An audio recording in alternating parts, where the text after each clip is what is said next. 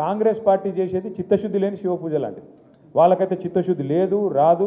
రేవంత్ రెడ్డి గారి నాయకత్వంలో మాత్రం బీసీలకు న్యాయం ఎన్నటికీ జరగదు. ఇది వాస్తవం.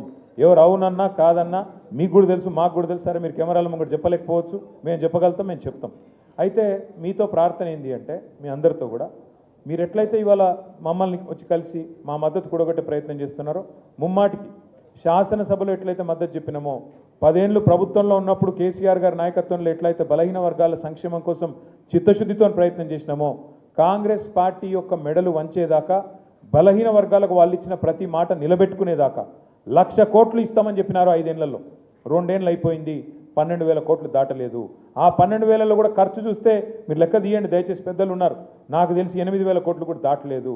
8,000 కోట్లు ఇప్పటికీ కూడా ఫీజు రీయింబర్స్మెంట్ బకాయిలు ఉన్నాయి. బలహీన వర్గాలకే సింహభాగం అందులో వస్తాయి. దాంతోపాటు కాంగ్రెస్ పార్టీ చెప్పింది 42% ఒకటే చెప్పలేదు, వాళ్ళు 1,00,000 కోట్లు ఒకటే చెప్పలేదు బడ్జెట్. వాళ్ళు చెప్పిన మాట సబ్ ప్లాన్ తెస్తామన్నారు.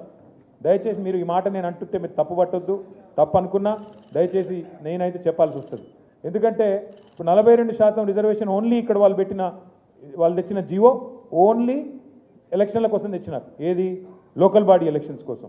విద్యలో ఎక్కడ పోయింది మరి? ఉపాధిలో ఎక్కడ పోయింది?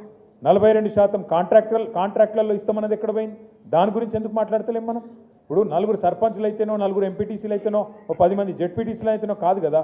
అల్టిమేట్గా 42% వాటా కాంట్రాక్టులలో ఎందుకు రావద్దు మరి? వాళ్ళే చెప్పిండ్రు కదా బీసీ డిక్లరేషన్లో.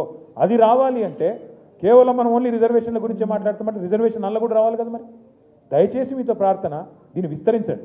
విస్తరించి డిక్లరేషన్లో చెప్పిన ప్రతి మాట, 1,00,000 కోట్ల బడ్జెట్ అయితేనేమి, సబ్ ప్లాన్ అయితేనేమి, 42% వాటా ఇస్తామన్న మాట అయితేనేమి, వాళ్ళ చేతిలో ఉన్నాయేమో ఇయ్యరట. వాళ్ళ చేతుల్లోనే ఇస్తలేరు, అది మనం అడుగుతలేం. 42% ఇవాళ కాంట్రాక్టులలో వాటా ఇస్తా అంటే ఎవరు ఆపుతున్నారు? ప్రభుత్వం ఒక జీవోతో అయిపోదా? దానికైతే ఎక్కువ అడ్డం రాదు కదా, దానికైతే సీలింగ్ లేదు కదా, సుప్రీంకోర్టు లేదు కదా. దాని గురించి ఎందుకు మాట్లాడతలేం మరి? ఇవాళ రేవంత్ రెడ్డి గారి ప్రభుత్వం 2 ఏళ్ళు అయిపోయింది. 42% వాటా కాంట్రాక్టులలో బలహీన వర్గాలకు ఇస్తే ఎంతమంది బాగుపడతారు? 42% వాటా ఉపాధిలో ఇస్తే, విద్యలో ఇస్తే ఎంతమందికి లాభం జరుగుతుంది? కేవలం పొలిటికల్ రిజర్వేషన్ ఒకటే కావాలా? మిగతాయి వద్దా? పొలిటికల్ రిజర్వేషన్ కూడా కావాలి, మిగతాయి కూడా కావాలి. ఆ మిగతాయి కూడా మాట్లాడాలి. 1,00,000 కోట్ల బడ్జెట్ వచ్చేదాకా కొట్లాడాలి.